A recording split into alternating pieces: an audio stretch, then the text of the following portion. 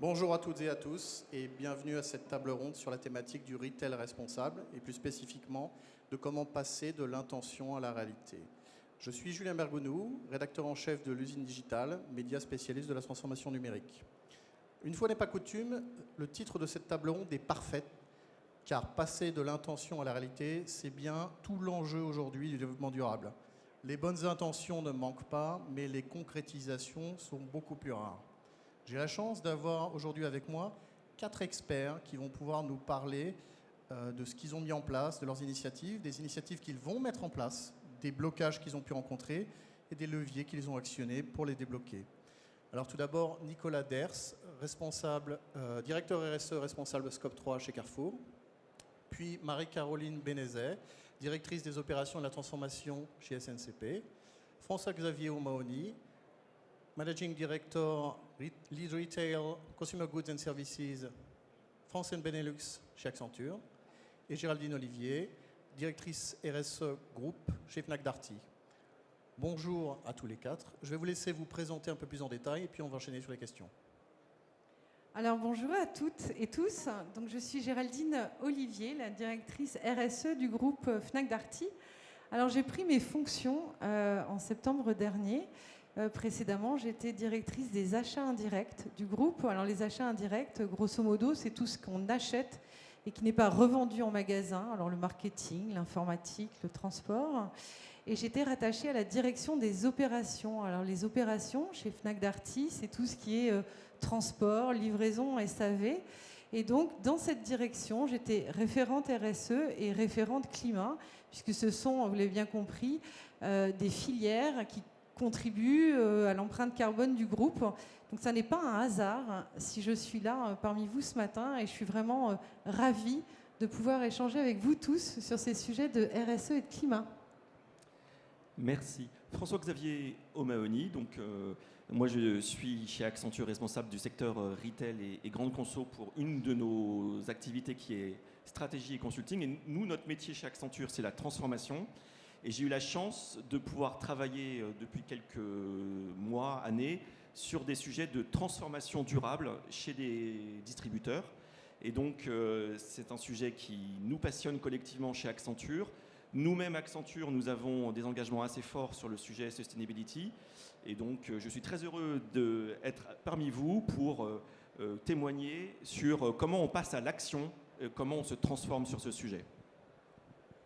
Bonjour à tous, je suis Marie-Caroline Bénézet, je suis directrice des opérations et de la transformation au sein du groupe SMCP. Donc, le groupe SMCP, c'est un groupe de mode dans le luxe accessible qui regroupe les marques Sandro, Maje, Claudie Pierlot et Fursac et qui distribue dans le monde entier. Et en charge des opérations de la transformation, ça regroupe l'IT, donc toute la technologie au service des 4 marques, mais également la supply chain, donc les mouvements de marchandises depuis nos fournisseurs et jusqu'à nos boutiques ou nos clients en B2C. Et on a également créé une équipe transformation qui est en charge de quelques projets transformants, notamment l'omnicanalité et quelques sujets autour du digital. Bonjour à toutes et à tous, je suis Nicolas Ders et enchanté d'être ici. Je suis directeur RSE chez Carrefour, en charge de la relation à l'ensemble de nos fournisseurs sur ces sujets-là et donc de ce qu'on appelle le scope 3 de Carrefour, c'est-à-dire tout l'impact indirect, l'impact des produits qu'on vend, du steak à la boîte de lessive, au t-shirt, à la pomme, chez Carrefour. Et je m'occupe aussi notamment de beaucoup de sujets de transition alimentaire et notamment des sujets de transition vers une alimentation plus végétale, qui est un axe essentiel pour un retailer alimentaire comme Carrefour, de la réduction de l'empreinte carbone de l'entreprise. Alors merci. Pour commencer, une question à François-Xavier. Chez Accenture, vous avez une vision assez globale du marché avec votre métier de conseil. On entend parler beaucoup donc, de transformation durable, mais où en est-on exactement? Est-ce qu'on a déjà des transformations concrètes ou est-ce qu'on est encore dans le greenwashing avec des annonces mais peu de concrétisation? Merci Julien. Oui, on est vraiment lancé dans l'action et je pense que chacune de nous va en témoigner. C'est vraiment une transformation qui est enclenchée. Alors, elle va s'accélérer aussi dans les prochaines années. Elle va s'accélérer sous 3 facteurs. Le premier, c'est que c'est les clients qui le demandent et de plus en plus, les comportements de consommation durable ne sont plus une seule niche d'une petite segment de clientèle, mais ça fait bouger des marchés. Prenons l'exemple de l'eau en bouteille, c'est moins 3% depuis 3 ans, l'eau en bouteille en plastique. Donc c'est une évolution significative. Dans le domaine des consumer electronics, les smartphones neufs, c'est moins 5% depuis 2016, alors que les smartphones d'occasion, c'est plus 20% en 2020. Et il y a des géants qui naissent sur le sujet du marché de l'occasion. Donc on est vraiment sur une tendance client qui fait bouger les lignes des marchés. Le deuxième facteur, c'est les marchés financiers, les investisseurs. Et pour toutes les entreprises cotées, de plus en plus, les asset managers, les gérants de portefeuille, mettent de la pression pour améliorer la performance ESG, environnement, social, gouvernance des entreprises. Et par exemple, même les banquiers donnent des prêts à taux préférentiels pour les entreprises qui sont en train de se transformer d'un point de vue durable. Je crois que Carrefour a eu récemment une obligation verte à conditions préférentielles. Donc c'est à la fois un moyen d'avoir de l'argent à taux préférentiel et c'est aussi un moyen de valoriser son action sur les marchés financiers parce que tous les investisseurs sont à la recherche de valeurs durables sur les fameux fonds ISR. Et le troisième facteur, c'est le régulateur. Et vous n'êtes pas sans savoir que la loi climat et résilience a été votée, qu'en 2023, il y aura une obligation d'étiquetage écolabel pour les produits textiles et les produits alimentaires, qu'en 2030, 20% des surfaces alimentaires devront être avec du vrac. Bref, c'est en train aussi de bouger fortement sur ces sujets. Donc, clients, finances et régulateurs sont les 3 accélérateurs de cette transformation. Merci. Alors, pour entrer dans le vif du sujet, j'ai demandé à chacun quels sont vos enjeux sustainability. Qu'est-ce que vous avez mis en place pour l'instant? Pour faire écho à ce que tu dis, en fait, chez Fnac Darty, notre stratégie RSE, elle repose sur 5 piliers. Donc, le capital humain, l'éthique des affaires, territoire et culture, la préservation du climat et la consommation durable. Alors, je dirais que sur l'aspect capital humain, finalement, en tant que retailer, ça s'impose à nous. Étant donné le nombre d'emplois qu'on génère de par nos implantations géographiques. Sur le climat, c'est pareil. On a aussi des obligations, notamment sur le scope 1 et 2. On a d'ailleurs, chez Fnac Darty, un objectif de réduction de notre empreinte carbone sur ce scope 1 et 2 de 50% à horizon 2030.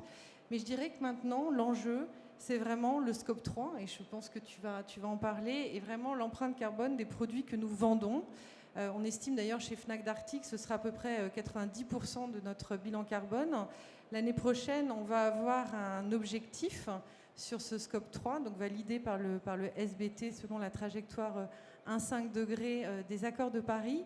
Et donc on voit vraiment l'enjeu du retail, c'est les produits qu'on vend. Et donc, Enrique d'ailleurs l'a évoqué tout à l'heure, le sujet c'est l'allongement de la durée de vie de notre produit et la durabilité. Et vraiment, c'est le cœur. Donc, Enrique vous l'a dit tout à l'heure, c'est un des 3 piliers de notre plan stratégique Everyday. Et puis, c'est aussi au cœur de notre raison d'être, puisque la raison d'être de Fnac Darty, c'est s'engager pour un choix éclairé, une consommation durable. Donc, vraiment, un gros accent sur la durabilité. Pour continuer, pour parler un peu de notre ambition en termes de RSE, donc on a un plan qui se décline, qui ressemble très certainement au vôtre et qui se décline autour des produits, de la planète et des personnes. Mais ce que je voulais vous partager aujourd'hui, c'est que notre ambition en termes de bilan carbone, c'est de réduire de 20% nos émissions. Et la différence peut-être par rapport aux autres personnes qui sont autour de la table aujourd'hui, c'est que nous produisons nos produits et que donc dans cette ambition de réduire de 20% nos émissions de CO2, l'essentiel de notre effort, il va se porter sur nos pièces, nos vêtements. Donc, 3/4 de cet objectif va se faire en travaillant sur les produits. Et travailler sur les produits, ça va se faire à 2 niveaux. D'abord en quantité, donc travailler pour produire moins. Et je pourrais en reparler tout à l'heure si vous le voulez. Mais aussi en nature, donc chercher à produire de plus en plus éco-responsable, avec un contrôle de toute la chaîne de valeur de plus en plus fin et de plus en plus partagé. Et ça aussi, je pourrais y revenir. Et puis, donc ça, c'est 3/4 de l'effort. Et 1/4 de l'effort va se travailler sur la chaîne logistique, le transport, bien sûr, mais aussi sur les boutiques et sur tout ce qui est consommable, achat indirect, dont vous parliez tout à l'heure. Ouais, juste pour compléter, je pense qu'en tout cas, la manière, et c'est ce qu'on va discuter, je pense, aujourd'hui, hein, sur le passé de l'intention à la réalité, côté Carrefour, on va dire qu'on a, comme beaucoup d'entreprises, et en tout cas la nôtre, 3 grandes priorités. Carrefour a mis la transition alimentaire pour tous au cœur de son projet stratégique, comment on transforme l'alimentation, les systèmes alimentaires au sens large. Il en découle 3 grandes priorités naturelles, le climat, évidemment, la biodiversité et la santé et la nutrition. Ça, c'est les priorités de long terme. En termes de climat, ça veut dire des engagements sur notre scope 1 et 2. Donc ça, c'est le scope direct de responsabilité de Carrefour. C'est l'électricité des magasins, c'est les frigos, c'est le camion entre l'entrepôt et le magasin, et c'est l'entrepôt. Et ça, c'est un engagement de neutralité à horizon 2040. Après, on a des engagements scope 3. Le scope 3, c'est l'impact indirect, comme j'ai dit, principalement les produits vendus et la fin de vie aussi. Mais chez Carrefour, principalement les produits vendus. Pour vous donner un ordre de grandeur, le scope 3, chez Carrefour, c'est 98,5% du total. Donc c'est la quasi-totalité de l'empreinte carbone de Carrefour. C'est principalement les produits qu'on vend et la fin de vie des produits. Et après, on a des priorités court terme qui sont aussi les attentes des clients. Et donc là, on va être sur l'agriculture durable et le bio, évidemment, le local, l'anti-gaspi, la santé et la nutrition. Voilà, donc des priorités qui sont beaucoup plus dans le quotidien des clientes et des clients. Et donc, il faut réussir à jongler entre ces 2 échelles de temps, mettre en place des actions tout de suite, et on va en présenter beaucoup aujourd'hui, et garder le cap de cette vision long terme transformative qui correspond aux attentes long terme de transformation de la société sur les enjeux développement durable. Et alors, Accenture a des engagements sustainability en propre, et notamment la neutralité carbone à 2025 sur une trajectoire 1,5 degré. Et donc ça, c'est un engagement, mais surtout, nous, on a 3 piliers d'engagement. Le premier, c'est ce qu'on appelle les Sustainability Services. C'est être le leader dans la transformation durable de nos clients. Et on a été amené à travailler ensemble chez Carrefour sur des sujets de carbone, décarbonation. Et donc, c'est quoi les offres de transformation durable? C'est effectivement la décarbonation, ce qu'on appelle le climat. Il y a tout ce qui est autour de l'économie circulaire. Il y a tout ce qui est autour du Green IT. Il y a tout ce qui est autour de la Sustainable Organization, comment mettre en place une organisation avec inclusion et diversité, une gouvernance qui permet la transformation durable. Voilà, donc on veut être les leaders sur ce sujet du conseil en transformation durable. Et puis on a ce qu'on appelle la Sustainability by Design, c'est-à-dire que même lorsque ce n'est pas un sujet spécifiquement développement durable, on essaye d'intégrer ce qu'on appelle la valeur 360. Et la valeur 360, c'est quoi? C'est à la fois, bien sûr, la valeur économique, mais c'est aussi l'environment case, le business case environnemental, et le social case, le business case social. Donc voilà, c'est des engagements en propre, avec neutralité carbone, et aussi on vient d'être nommé Great Place to Work, on en est assez fiers. 2, Sustainability Service, nos offres spécifiques pour accompagner la transformation de nos clients. Et 3, eh bien, même quand on ne nous pose pas la question, on se permet de répondre à nos clients sur des appels d'offres ou sur des propositions en intégrant les autres dimensions, le 360. Alors pour revenir sur le scope 3, Géraldine, vous avez aussi mis en place un score de durabilité des produits que vous vendez chez Fnac Darty. Est-ce que vous pouvez nous en parler? Alors effectivement, vous avez compris, donc la durabilité, c'est vraiment au centre de la stratégie, qu'elle soit RSE ou même la stratégie du groupe. Et pour ce faire, donc effectivement, on a mis en place un score de durabilité. Alors permettez-moi un petit retour en arrière. Donc avant le score de durabilité, il y avait l'indice de réparabilité. Alors vous savez que Darty, nous sommes le premier réseau de SAV en France, et on a aussi le labo Fnac, donc on a à notre disposition grand nombre d'informations qu'on a mis d'ailleurs au service de l'ADEME au moment de l'indice de réparabilité, où on a été précurseur sur le sujet. Et puis maintenant, on a le score de durabilité, donc qui fait un mix, une moyenne entre la fiabilité des produits, la réparabilité des produits, et qui prend en considération aussi le nombre d'années de mise à disposition des pièces de rechange. Parce que c'est bien sympa d'avoir un appareil qu'on peut réparer, mais si on n'a pas les pièces de rechange, ça ne sert à rien. Et donc ce score de durabilité, aujourd'hui, on est en moyenne sur l'ensemble de notre assortiment et des volumes qu'on vend. On a aujourd'hui un score de durabilité à 105, et on ambitionne d'ici 2025 d'être à 135. Alors ce score de durabilité, ce n'est pas seulement un outil en interne, on communique vis-à-vis de l'extérieur, et donc tous les ans on publie le baromètre du SAV. Donc là, cette année, en septembre dernier, c'était la 4e édition du baromètre SAV. Et ce baromètre, en fait, vous permet, alors je vous invite à y aller, tapez baromètre du SAV et vous allez y avoir accès, à vous clients d'avoir par grands univers les marques les plus durables et un classement des marques les plus durables. Donc ça permet à nos clients de faire en toute conscience leurs achats. Et puis côté fournisseur, c'est aussi important et ça embarque tout l'écosystème, parce que inutile de vous dire qu'en tant que fournisseur, il vaut mieux être dans le top de la liste que dans le bas de la liste. Et donc, on observe, grâce à ce baromètre SAV, effectivement un mouvement au niveau de nos fournisseurs, notamment sur les années de mise à disposition des pièces détachées. Eh bien, on est passé sur les robots multifonctions de 6 à 11 ans. Puis j'ai un autre exemple en tête. C'était un fournisseur qui, une année, s'est trouvé, un fournisseur de tablettes, qui s'est trouvé complètement déclassé une année sur l'item réparabilité. En fait, la batterie dans la tablette était collée, donc ça empêchait tout changement en SAV. Eh bien, il a changé son processus et maintenant la batterie est vissée.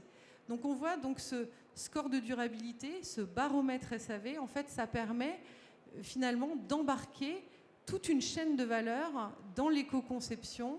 On informe nos clients et on crée aussi un cercle vertueux avec nos fournisseurs.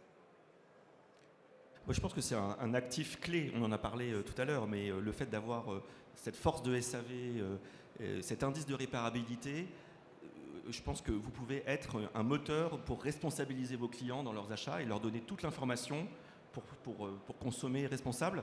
Et je pense que c'est un actif très différenciateur par rapport à d'autres distributeurs. Vous verrez, il y a encore plein de choses dont on va parler, on est très différenciants. Notamment votre service de réparation par abonnement, Géraldine. Oui. Alors, autre sujet, et Enrique l'a expliqué, c'est qu'on a décidé, en fait, chez Fnac Darty, de passer d'un modèle transactionnel à un modèle serviciel.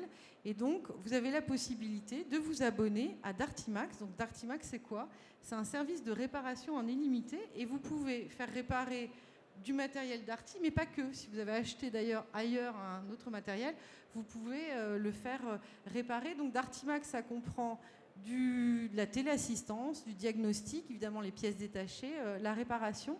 Et on ambitionne, et Enrique l'a expliqué tout à l'heure, d'être à plus de 2 millions d'abonnés à horizon 2025. Et ça devrait aussi nous permettre d'atteindre un autre objectif qui est très important pour le groupe, de réparer 2,5 millions d'appareils d'ici 2025. Alors là, on a parlé de Dartymax, mais c'est vrai, et vous le disiez tout à l'heure, l'aspect réparation, c'est vraiment un actif du groupe. Donc on incite aussi à l'auto-réparation. Donc on a lancé un site de pièces détachées. On a une communauté aussi du SAV qui est très active et qui vous permet aussi de vous renseigner et de réparer vous-même vos appareils. Et puis on a aussi, à travers notre filiale WeFix, donc c'est plus de 120 points de vente et de réparation en France et en Belgique, de faire de la réparation de smartphones assez rapidement.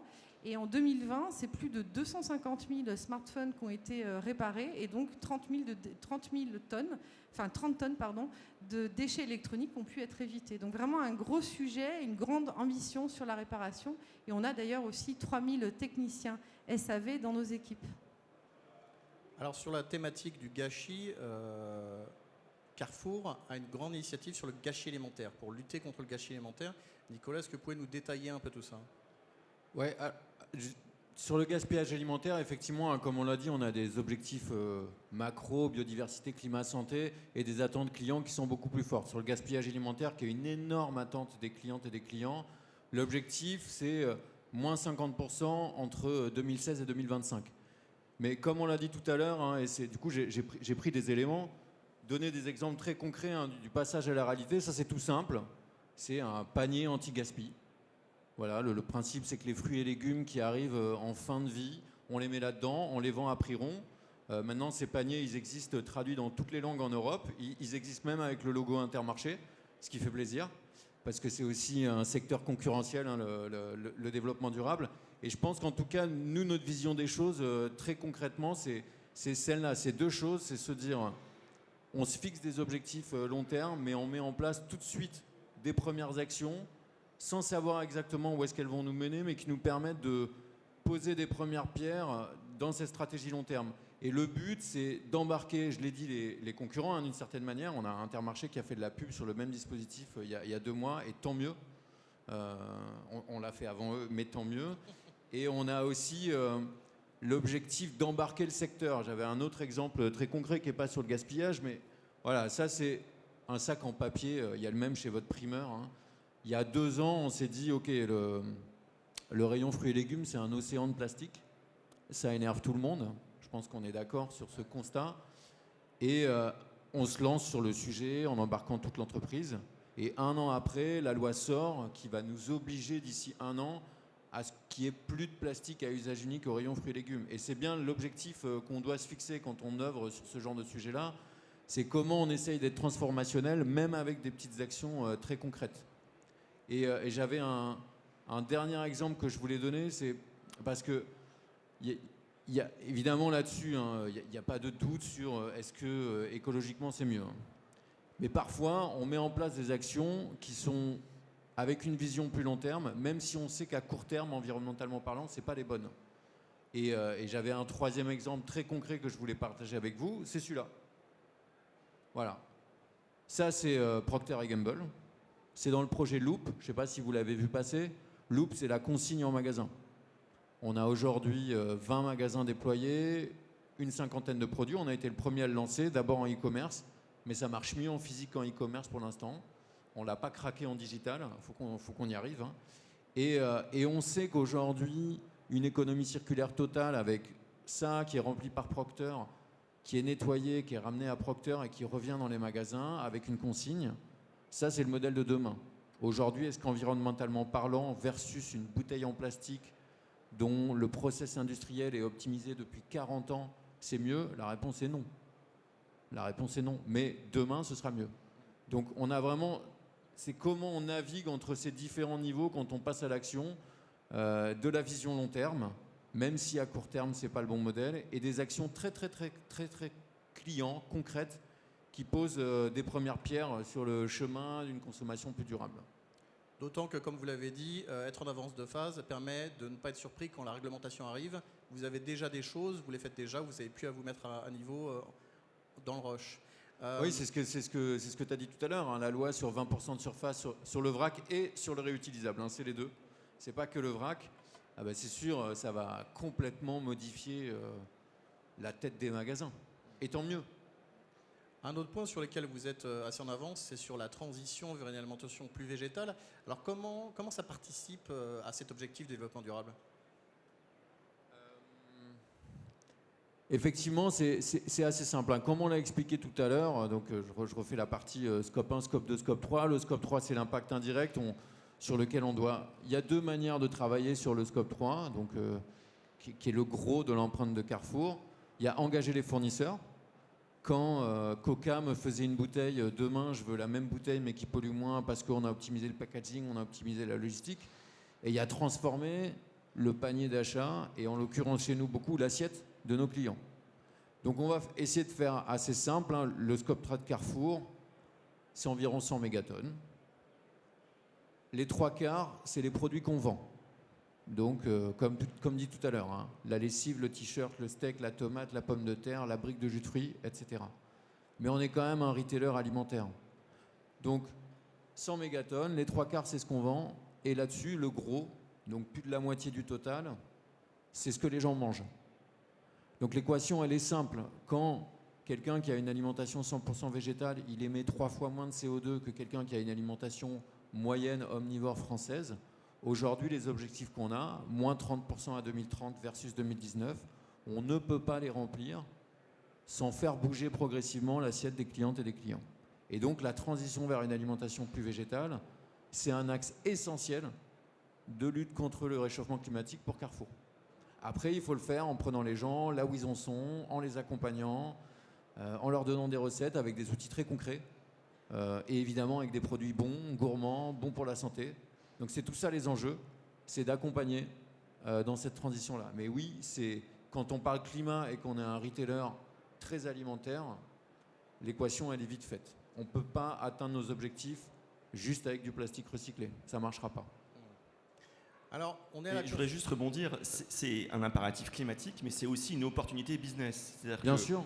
Je pense que celui qui ouvrira les nouveaux fronts de consommation responsable en responsabilisant les clients sur la protéine végétale, par exemple, eh ben, il captera la croissance de ces marchés qui va venir. Donc, c'est vrai, au début, un pari à faire, mais je pense que tout comme le bio est passé de poupouille à 13 milliards d'euros et 6,5% de part de marché des ménages, eh bien, la protéine végétale va prendre un chemin à peu près similaire.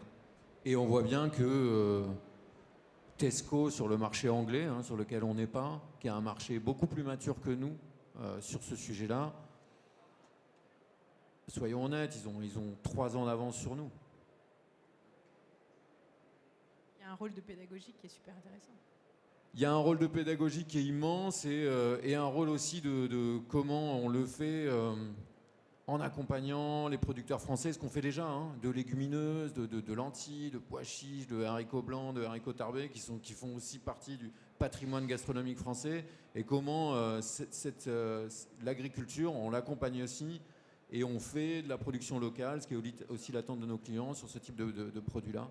Donc il y a beaucoup de pédagogie à faire parce que ça veut dire changer l'assiette. Et l'assiette française, elle est très construite autour de j'ai ma viande ou mon poisson et j'ai mon accompagnement, qu'on appelle d'ailleurs accompagnement, donc qui va avec. Donc comment ça, on le transforme, on le change, on le fait évoluer, ben, c'est un énorme challenge. Un travail de longue haleine. Voilà, on peut le dire. Oui, là, tu parlais là du scope 3 et du sujet de l'alimentaire. Alors nous, le scope 3, c'est comme vous, hein, c'est significatif. Donc on a parlé du sujet de la réparation. Et il y a un autre sujet aussi où on est un acteur majeur et qui permet justement d'allonger la durée de vie, de donner une seconde vie. C'est tout ce qu'on fait justement autour de la seconde vie. Et alors, chez Fnac Darty, on a créé une direction de la seconde vie et qui est intégrée à la direction commerciale. Donc pour nous, c'est un réel enjeu, c'est pas quelque chose un peu à part. Ça nous a permis déjà cette année plus de 60 000 produits à qui on a donné une seconde vie grâce à nos 2 marques Fnac Seconde Vie et Darty Occasion. Alors on a des ambitions encore plus fortes là, d'ici la fin de l'année, je pense qu'on va être à plus 60%. On a depuis aussi quasiment 1 an, au début on était vraiment concentré sur tout ce qui est smartphone et ordinateur, et puis maintenant vous avez la possibilité aussi d'acheter en seconde vie du gros électroménager. Et ça, c'est grâce à nos livreurs Darty qui livrent, installent, récupèrent vos anciens appareils, et que ce soit du reconditionné ou du produit neuf. Donc vraiment, ce sujet de la seconde vie aussi, c'est un moyen que d'aller un cran avant et d'allonger la durée de vie. Alors aussi, on a une autre marque, hein, c'est la Fnac. Et bien sûr, les livres, on donne aussi maintenant une seconde vie aux livres. On a conclu un partenariat avec la Bourse aux livres. Donc vous pouvez rapporter vos livres en magasin chez Fnac, et puis vous allez être rétribué par la Bourse aux livres derrière. Donc voilà, ce sujet aussi de la seconde vie, je crois que c'est vraiment très important, et c'est vraiment une tendance de fond qu'on peut observer. Et je crois que aussi vous, chez SMCP, c'est un sujet qui est important et majeur. Oui, c'est un sujet important et je vais y venir, mais avant ça, je voulais rappeler que pour nous, l'objectif principal, quitte à être provoque, c'est de produire moins. Notre objectif, c'est d'avoir moins d'invendus, et c'est quand on aura moins d'invendus qu'on sera bien meilleur en termes de bilan. Et pour produire moins, on a plusieurs challenges à plusieurs niveaux. D'abord, on diminue la taille de nos collections. Donc on passe de 450 pièces par collection à aujourd'hui 300 pièces par collection en moyenne sur le prêt-à-porter, qui est un travail du coup avec les équipes de style pour aller resserrer l'inventaire, le nombre de pièces. Donc ça, c'est une première étape. Évidemment, on travaille sur des pièces avec de meilleure nature, avec tout le travail sur les matières, les fournisseurs, la certification de nos fournisseurs. Donc ça, c'est un très gros enjeu qui existe depuis très longtemps. Et tout à l'heure, on reparlera de traçabilité et de data. Et pour produire moins, on a aussi tout un enjeu qui est colossal et qui est très technique, qui concerne la meilleure allocation des stocks en première allocation, pour du coup mettre les produits au plus proche de là où ils vont être achetés par les consommateurs. Et pour éviter les mouvements de stock, avec, vous le savez, une première allocation en boutique, un retour à l'entrepôt à la fin de la saison, une réallocation en outlet, puis en déstockage, et tous ces mouvements de flux, c'est ça qui plombe tout le bilan carbone de nos pièces. Donc pour faire une meilleure allocation, eh bien, on travaille sur du demand planning pour anticiper pièce par pièce où vont être vendus les produits. Et une autre chose qui est très intéressante, c'est qu'on essaye aussi de s'engager le plus tôt possible sur les matières, donc typiquement d'acheter des tissus et de constituer nos propres stocks de tissus, de manière à flécher le plus tard possible la production des vêtements par rapport à ce que les gens veulent acheter. Donc si vous voulez, ce tissu-là, on va en acheter des rouleaux, on va se constituer nos stocks. On a prévu d'en faire un top, une robe, un châle et je ne sais quoi. On va faire une première série de ces produits et ensuite, une fois seulement qu'on sait ce qui se vend et ce qui plaît aux clients, alors on flèche toute la production vers ces produits-là. Ça nous permet de retarder le plus possible la confection des produits et de nous assurer qu'on a le moins d'invendus possible. Et pour revenir sur le sujet de la seconde main, effectivement, ce sont des modèles que l'on teste et qui marchent très très bien. On teste par exemple, Sandro a lancé une boutique de seconde main qui s'appelle Sandro Seconde Main, qui rachète les pièces des clientes et puis les remet en vente. Alors aujourd'hui, on a décidé de le faire avec des partenaires parce que ça nous permet de tester le modèle économique sans investir toute la chaîne logistique qui va derrière. Et une fois qu'on aura bien compris ce qui fonctionne, on réfléchira peut-être à l'internaliser. Donc ça, c'est pour la marque Sandro.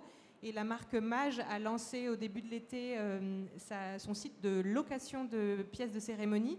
Donc ça aussi, c'est quelque chose qui est très intéressant. Donc, parce que ça vous permet à 20 € par exemple, 20 € par jour, de louer une robe pour une soirée ou un costume pour une soirée et ensuite de le rendre et sans avoir non seulement à investir donc les quelques centaines d'euros que coûtent les pièces, mais aussi vous permettre de changer de vêtements et tout en garantissant un cycle vertueux de seconde vie à ces vêtements. Et ça, ce sont des modèles qui créent énormément d'enthousiasme chez nos clients, mais aussi chez nos collaborateurs.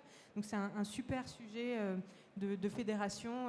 Par exemple, pour constituer le premier stock de la boutique de seconde main de Sandro, on a commencé par faire des appels aux collaborateurs. Donc c'est les collaborateurs qui ont revendu leurs pièces et c'est ça qui a amorcé le sujet. Et donc c'est une sorte de fête en interne pour le lancement de ces projets et ça marche très très bien. Moi, ce que je note, c'est d'abord que Planète rejoint Profit dans les descriptions que tu fais de la meilleure allocation du stock, moins de gâchis, plus de meilleure prévision des ventes. Et donc là, c'est deux agendas qui se rejoignent, Planète, Profit. Et puis, je voulais rebondir sur les nouveaux modèles, en fait. L'occasion ou la location, ça prend une ampleur incroyable. Alors, qui ne connaît pas Vinted, mais Vinted, c'est 1,7 milliard d'euros de chiffre d'affaires. C'est 56% de part de marché en France sur la partie de la seconde main. Et ça se développe, ça devient une source de revenus pour nos adolescents. En fait, c'est en moyenne 50 € par mois d'échange. Alors moi, j'ai une fille qui en est adepte, donc peut-être que je suis biaisé. J'ai la même. mais Moi, je l'ai fait moi.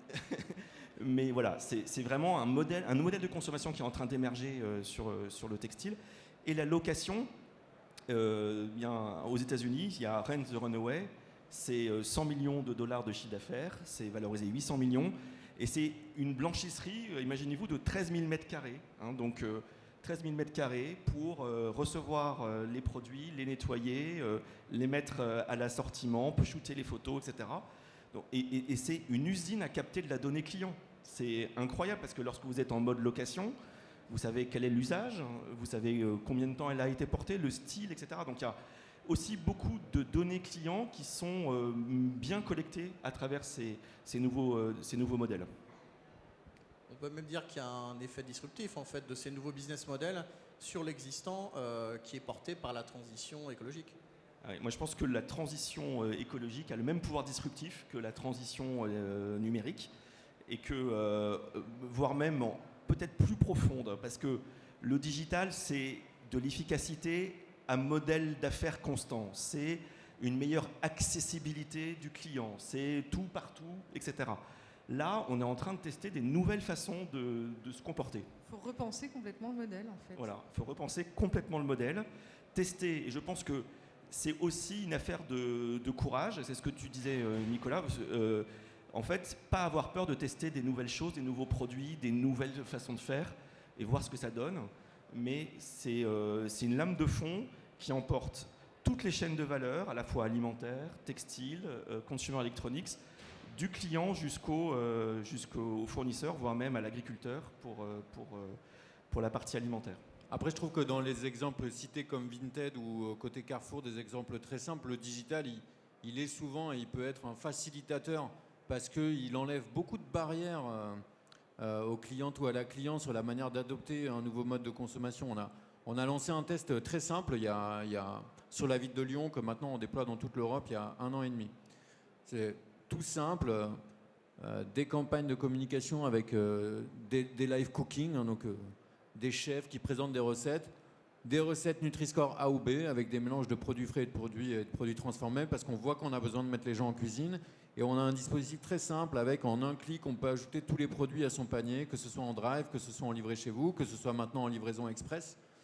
Et on voit qu'on a des résultats économiques très bons, hein, plus 15%, plus 20% de chiffre d'affaires et un plus 10% de fruits et légumes dans les paniers, qui est quelque chose qu'on n'arrivait pas à craquer.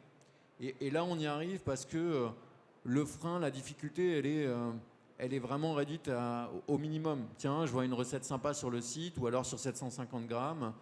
J'arrive sur le site e-commerce Carrefour, je fais un clic, j'ai une réduction en plus, c'est sympa, j'ai un petit discount sur le produit du fournisseur qui lui est content parce qu'il propose son produit et je me retrouve à améliorer l'assiette et le profil nutritionnel de ce que les gens mangent en moyenne. Donc là, on voit bien à quel point, sur un truc très simple, hein, l'outil digital, il permet de faciliter l'adoption d'un nouveau comportement. Et Marie-Caroline, d'ailleurs, vous avez parlé de la traçabilité des matières premières tout à l'heure, c'est aussi un sujet sur lequel il y a un fort enjeu technologique et où les outils numériques sont déterminants. Oui, alors la traçabilité, c'est quelque chose de très important qui n'est en tant que tel pas nouveau. C'est-à-dire que ça fait longtemps qu'on fait attention aux fournisseurs avec lesquels on travaille, qu'on les audite, qu'on cherche à avoir le plus de certifications possible de tous les échelons de la production. Mais ce qui est nouveau, c'est le fait de récolter cette donnée à chaque étape et de chercher à la montrer au client, c'est-à-dire à l'organiser de façon à ce qu'elle soit compréhensible et présentable à un client, et puis de la garder tout au long du cycle de production pour pouvoir l'emmener jusqu'à nos sites web ou nos étiquettes en magasin. C'est ça qui est difficile. Nous, finalement, quand on regarde l'effort qui nous reste à faire encore pour être bon en traçabilité et en présentation aux clients, c'est plutôt un effort administratif et technique que vraiment de remodeler toute cette chaîne de valeur.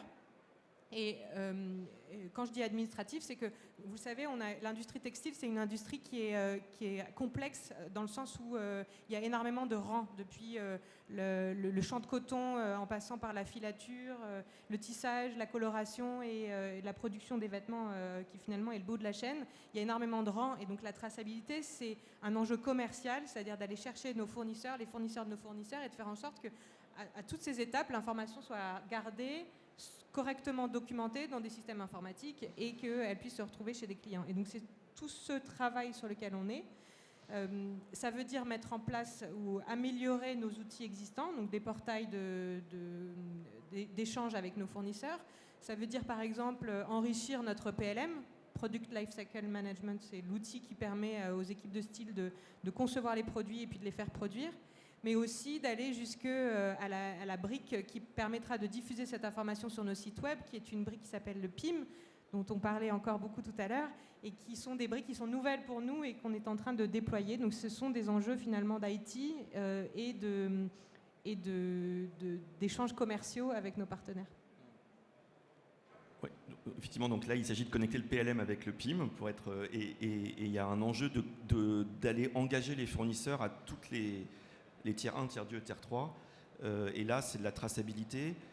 Et on peut imaginer une coopération entre marques, entre distributeurs, entre fabricants sur ces sujets-là, parce qu'il s'agit d'une donnée en fait, qui est utile pour tous et qui permet de mettre en œuvre une vraie traçabilité, une vraie information au client final. Donc, on peut imaginer que sur ces sujets-là, il y ait des coopérations entre concurrents sur la collecte de données amont. C'est ce que fait un peu l'ADEME, par exemple, sur des sujets qui sont les nôtres. Tout à l'heure, je vous disais, l'indice de réparabilité, on a mis à disposition nos données de l'ADEME, et après, c'est un travail qui est collectif. Mais je suis d'accord avec vous, le sujet de la data est fondamental parce que, effectivement, bon, ça permet toutes les choses que tu as évoquées, mais je crois qu'on a aussi un sujet dans le retail, c'est de donner de plus en plus d'informations claires et transparentes, et que ce soit à nos clients, à nos fournisseurs, et puis aussi à nos parties prenantes. Donc on voit que les choses ont évolué, hein, quand on voit l'énergie qu'on passe à créer nos DPEF, et puis l'énergie aussi que nos investisseurs les analysent, les lisent, etc. Demain, on a un sujet avec la taxonomie verte. Donc on voit bien que ce sujet de la data de donner de l'information à l'ensemble des parties prenantes, ça aussi, c'est un enjeu, me semble-t-il, dans notre cadre de retail responsable. Ce que je voulais ajouter, c'est que je suis d'accord avec vous sur le fait que c'est un enjeu pour nos clients et on pourra en parler, même si ce qu'on voit quand même aujourd'hui, c'est que, comme on l'a dit tout à l'heure, hein, quand j'ai dit c'est quoi les grandes priorités de Carrefour, c'est biodiversité, climat, nutrition, ça c'est les priorités long terme. Les priorités court terme qui sont aujourd'hui la considération, en tout cas chez nous, hein, des clients, c'est le local, c'est l'anti-gaspi, c'est le plastique qu'il y a partout. Et c'est pas aujourd'hui encore le climat comme par exemple comme un levier d'acte d'achat ou de je vais prendre ce produit plutôt qu'un autre. Un peu, ça arrive, mais on n'est pas sur quelque chose de mature. Par contre, pour moi, le gros sujet qu'on a aussi en termes de data, c'est un sujet de mesure. C'est-à-dire qu'aujourd'hui, l'engagement Scope 3, en fait, la partie impact direct, les factures d'électricité que je paye, les camions qui transportent mes matières et les frigos que j'ai dans mes magasins, monitorer ça de manière très précise et très scientifique. Et je dis pas que c'est facile, mais enfin c'est quand même sacrément faisable. C'est pas très compliqué. Une fois qu'on s'est dit, moi je veux avoir une vision assez claire de l'impact d'un t-shirt, d'une robe, de telle ou telle machine à laver, de tel ou tel cooker, et de la tomate selon comment elle est faite, etc. Cette donnée-là, aujourd'hui, les engagements que Carrefour a pris, ils sont pris, et pourtant c'est des engagements validés, ce qu'on dit science-based target, est-ce que ça, qui respecte les accords de Paris, etc. C'est des engagements qui sont pris avec un niveau de données qui n'est pas du tout satisfaisant. Et c'est des discussions qu'on a eues, hein, qui n'est pas assez granulaire. Et en tout cas, moi j'ouvre la porte parce que Carrefour, jamais je serai autant expert que vous des machines à laver. C'est pas vrai. Et effectivement, il y a besoin de coopération. Jamais je serai autant expert vêtements. On en vend, hein, pourtant, on en vend beaucoup. Mais je ne peux pas avoir l'expertise d'un spécialiste. Et je pense que travailler sur de la donnée agrégée ensemble sur ces sujets-là, pour moi, ça, c'est pas de la compétition. Et il faut qu'on y arrive parce qu'aujourd'hui, aujourd'hui, on a des engagements et on les pilote avec un niveau de données qui n'est pas terrible. Alors, tu disais sur nos clients, effectivement, le climat, les trajectoires SBT, ça je suis d'accord avec toi, on n'a pas forcément en tant que client cette analyse, etc. En revanche, nous, on observe chez Fnac Darty quand même une appétence de nos clients sur ces sujets de durabilité. Tout à l'heure, j'évoquais le score de durabilité. On a pour faciliter aussi le choix de nos clients, parce qu'aujourd'hui, c'est vrai qu'on peut être perdu. Enfin, je veux dire, pourquoi je vais acheter telle machine à laver plutôt que telle autre, etc. Et donc, on a maintenant, que ce soit Fnac ou Darty, logoté des produits choix durables. Et on voit que ça a vraiment un attrait pour le client. Donc, oui, on a beaucoup d'informations, mais notre enjeu, c'est justement ces informations que de les rendre la plus transparente et la plus lisible et accessible à nos clients, qui sont sensibles. Nous, on observe quand même une sensibilité sur ce sujet-là. Moi, je veux rebondir là-dessus et je veux l'illustrer parce que je suis d'accord, on a un rôle d'expertise et on a aussi un rôle de pédagogie. Le client, il voit d'abord ce qui est facile à voir et il finit par comprendre des choses qui sont moins faciles à voir si on l'aide. Ce qui est facile à voir, c'est l'emballage plastique. Ce qui est facile à imaginer, c'est le transport. Quand on a un vêtement et qu'on sait qu'il est produit en Chine, bon, on imagine qu'il est venu de Chine. Donc ça se conçoit un petit peu. En revanche, il y a tout un enjeu, et je vous l'ai dit en introduction tout à l'heure, qui pour nous pèse le plus lourd, qui concerne les matières. Et finalement, on n'est pas aussi expert sur les matières que ce qu'on est sur l'alimentation déjà aujourd'hui. Il y a encore des progrès certainement, mais on n'est pas très expert. Par exemple, savoir l'impact de la filière de production de coton, de la laine, savoir classer les différents types de matières, savoir comprendre où est-ce que tel type de matière pêche dans l'industrie et pour quelles raisons, l'impact sur les sols, sur la déforestation, sur le bien-être animal, sur toutes ces questions. Ça, je pense que nous, on a un rôle de pédagogie sur ces questions. Pour que quand vous choisissez votre vêtement, vous puissiez le choisir en disant aujourd'hui, j'ai décidé que je n'achèterai pas de laine ou que je n'achèterai pas de laine d'Angora parce que je sais que l'Angora, c'est particulièrement mal tracé ou des choses comme ça. Et donc, on a parlé de technologie un peu tout à l'heure, on a parlé de contractualisation, mais je pense qu'on a aussi un rôle d'histoire à raconter pour que les clients achètent mieux et que du coup, on puisse produire mieux pour qu'ils achètent mieux. Alors, on a beaucoup parlé technologie et produits, mais l'humain est aussi au cœur de ces enjeux, notamment la formation. François-Xavier, je sais que vous avez des choses dans ce domaine. Marie-Caroline également, est-ce que vous pouvez nous en parler? Et puis Géraldine et Nicolas aussi. Oui, je pense que effectivement l'enjeu de la transformation, c'est bien sûr la data, on en a parlé, c'est les outils, on a parlé du PLM, du PIM, et il y en a plein d'autres, mais il y a surtout un enjeu humain, et là c'est des milliers de personnes à engager. Pour faire une transformation durable, il y a engager les fournisseurs, ça c'est clair, il y a engager les clients, donc leur donner la bonne information, les responsabiliser, etc. Mais il y a aussi engager les employés en magasin pour qu'ils expliquent, donc le vendeur Darty, il faut qu'il explique pourquoi la machine à laver elle est mieux, et non pas j'ai la même à la maison. Il faut il faut engager les acheteurs, il faut engager les chefs de produits, il faut engager les responsables du design. Et donc effectivement, un des leviers majeurs, c'est ces formations. Donc nous on fait par exemple des académies économie circulaire qui permettent de mieux appréhender à la fois l'impact des matières et puis les nouvelles techniques de PLM pour par exemple tout simplement une petite innovation digitale, mais le fait de faire des prototypes 3D, ça permet de ne pas produire l'échantillon et d'économiser de la matière. On met en place des simulateurs d'impact, donc il faut se connecter à des bases de données matière, et votre matière, elle n'a pas le même impact si elle est produite au Pakistan, en Chine ou en Inde, parce que l'impact sur l'eau, par exemple, n'est pas le même, parce que le stress hydrique n'est pas le même. Donc il y a aussi beaucoup de formations à amener, et c'est pas que le carbone, ça peut être l'eau, ça peut être la biodiversité, etc. Donc l'humain est clé. Et puis l'humain, c'est clé aussi côté des managers, et ça je pense que certains l'ont déjà mis en place, c'est mettre une partie du bonus fonction en fait des engagements climatiques et de la tenue de ces engagements. Tous les cadres chez Fnac Darty ont une part de leur variable qui est indexée sur des sujets de RSE. Et je te rejoins quand tu dis l'humain. Et d'ailleurs, nous, chez Fnac Darty, en fait, on a fait le choix justement parce qu'on souhaite que tous les acteurs chez Fnac Darty soient engagés. Donc on a fait le choix de ne pas avoir une direction de la RSE hors sol. Donc moi, ma direction, c'est 3 personnes. Mais ça n'est pas grave.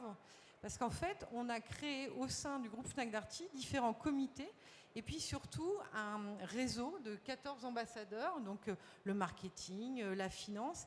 Et chacun apporte sa pierre à l'édifice. Et plus d'une centaine de projets qui ont été élaborés par ces référents RSE, et donc 40 qui sont prioritaires et qui sont suivis au niveau du COMEX. Donc c'est clair que l'engagement des collaborateurs, le fait que la RSE infuse dans toute l'entreprise, c'est majeur, et c'est ça qui va faire transformer aussi le modèle. Oui, je partage, et peut-être pour compléter, pour ne pas être trop longue, moi je pense qu'il y a un enjeu de pluridisciplinarité, c'est-à-dire de mixer les métiers pour faire se parler entre eux des gens qui ne travaillent pas forcément au quotidien ensemble, mais qui vont pouvoir s'apporter des choses de façon à atteindre nos objectifs. Donc il y a ce sujet de pluridisciplinarité, et puis il y a le sujet de la formation, donc tu l'as un peu abordé. Je veux citer un exemple qui paraît tout simple, qui était quand même un très gros projet chez nous, qui est Email for All. Donc, c'est des programmes assez classiques où on a doté chacun de nos collaborateurs d'un email, y compris tous les vendeurs en boutique, et qui nous a permis, depuis qu'il est déployé, de diffuser de la formation et de contrôler ou de suivre la formation qui est faite à 100% de nos collaborateurs. Et un des premiers sujets, c'était les questions RSE. Après, il y a toutes les questions liées aux produits, et la qualité de l'expérience que nos clients vont vivre en boutique, elle dépend essentiellement, évidemment, de la qualité du contact qu'ils vont avoir avec les vendeurs, et donc de leur niveau de formation. Et ça, c'était quelque chose de très important pour nous, qui est derrière nous, qui paraît tout simple, mais qui était colossal en termes de changement de mindset.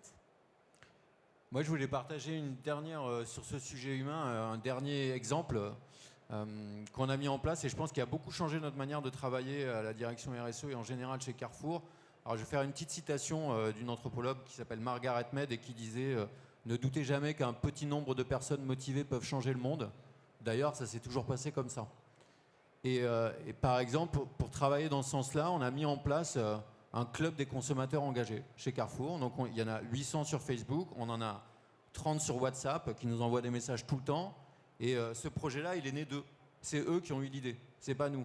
Et on a une réunion par semaine d'1 heure avec eux où ils nous challengent, ils nous disent ce qu'ils voient à la concurrence. Quand on a des idées, on peut les tester tout de suite avec eux.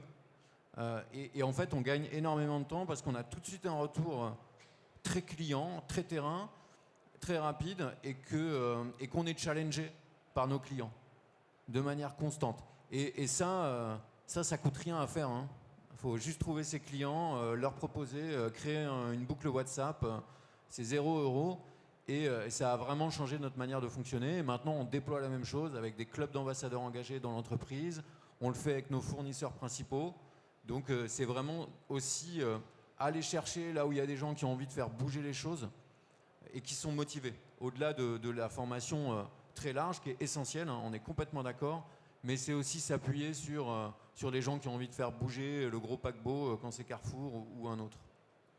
Merci. Alors c'est un sujet passionnant, on pourra en parler encore pendant 1 heure. Malheureusement, comme vous l'avez compris, on est à la fin du temps imparti. On va se faire sortir. Donc merci à tous les 4. Merci à notre audience de nous avoir écoutés. Merci à tous, beaucoup. à toutes. Bonne journée.